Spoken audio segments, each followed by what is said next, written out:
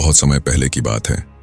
राजस्थान के रेगिस्तानी इलाकों में एक प्रसिद्ध और पराक्रमी राजा हुआ करते थे, जिनका नाम था राजा विक्रमादित्य। उनकी बुद्धिमानी, न्यायप्रियता और साहस की कहानियां दूर दूर तक फैली हुई थीं। राजा विक्रम को हर चुनौती स्वीकार करने की आदत थी। एक दिन उनके दरबार में एक तपस्वी योगी आया। योगी ने राजा से कहा, महाराज, मैं एक विशेष पूजा संपन्न करना चाहता हूं, जिसमें आपकी सहायता चाहिए। राजा विक्रम, जो सदैव दूसरों की सहायता को तत्पर रहते थे, तुरंत तैयार हो गए। योगी ने उन्हें बताया कि पूजा के लिए एक विशेष शव को लाना होगा, जो एक पुराने बरगद के पेड़ पर लटका हुआ है। शव के अंदर एक बेताल है और उसे वहां से लाने का काम आसान नहीं है।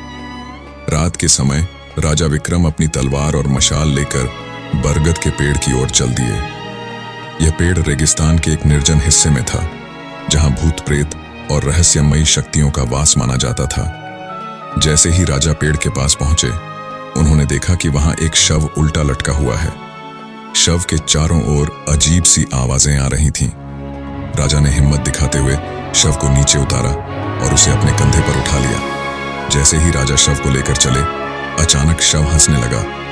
यह कोई साधारण शव नहीं था, बल्कि बेताल था, एक चालाक और जादुई प्राणी। बेताल ने राजा से कहा, हे राजा, तुम मुझे ले जा सकते हो, लेकिन याद रखना, अगर तुम रास्ते में कुछ बोलोगे तो मैं तुरंत वापस उसी पेड़ पर लौट जाऊंगा। चुपचाप चलते हुए बेताल ने राजा विक्रम से कहा, इस यात्रा को आसान बनाने के लिए मैं तुम्हें एक कहानी सुनाता हूं, लेकिन कहानी के अंत में मैं तुमसे एक सवाल पूछूंगा। अगर तुमने सही उत्तर दिया तो मैं पेड़ पर लौट जाऊंगा, और यदि तुम उत्तर नहीं दे पाए तो मैं तुम्हारे साथ चलूंगा। बेताल ने पहली कहानी सुनानी शुरू की।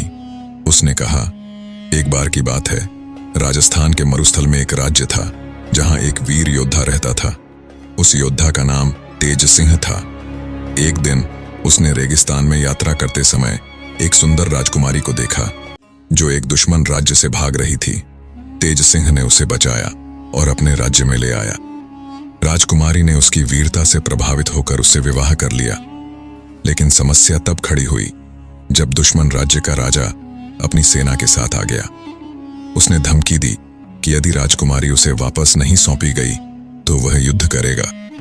तेज सिंह ने अपनी तलवार उठाई और युद्ध के लिए तैयार हो गया। लेकिन राजकुमारी ने कहा, इस समस्या को शांति से सुलझाया जा सकता है। अब मेरा सवाल यह है, राजा विक्रम, तेज सिंह को क्या करना चाहिए था? युद्ध करना चाहिए था या राजकुमारी के सुझाव को मानकर शांति का रास्ता अपनाना चाहिए था? राजा विक्रम ने सोचा और कहा, बेताल, तेज सिंह को युद्ध करने का निर्णय लेना चाहिए था। वीरता और सम्मान के लिए योद्धा को हमेशा लड़ाई करनी चाहिए, चाहे परिणाम कुछ भी हो। यह योद्धा धर्म है।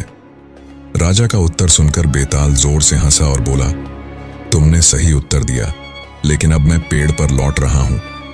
और ऐसा कहते ही बेताल वापस बरगद के पेड़ पर चला गया। राजा विक्रम बार बार बेताल को पेड़ से उतारते, लेकिन हर बार बेताल एक नई कहानी सुनाता और विक्रम के सही उत्तर देने पर वापस लौट जाता। यह सिलसिला पूरी रात चलता रहा। हर कहानी में राजस्थान की मिट्टी की खुशबू, वीरता, न्याय और कर्तव्य की झलक मिलती। आखिरकार जब राजा विक्रम ने बेताल की सभी कहानियों और पहेलियों को हल कर लिया, तो बेताल ने उन्हें एक गंभीर सत्य बताया। उसने कहा, हे राजा, वह योगी जिसने तुम्हें यहां भेजा है, एक छलिया है। वह इस शव का उपयोग अपनी शक्ति बढ़ाने के लिए करना चाहता है। यदि तुमने उसे यह शव सौंप दिया तो वह तुम्हें और तुम्हारे राज्य को नष्ट कर देगा। राजा विक्रम ने बेताल की बात ध्यान से सुनी और योगी के पास लौटकर उससे सामना किया। जब योगी ने शव को लेने की कोशिश की तो विक्रम ने अपनी तलवार से उसे मार गिराया। बेताल ने राजा की चतुराई और साहस की सराहना की और उन्हें आशीर्वाद दिया। कहानी का संदेश। यह कहानी हमें सिखाती है कि बुद्धि और साहस से हर चुनौती का सामना किया जा सकता है।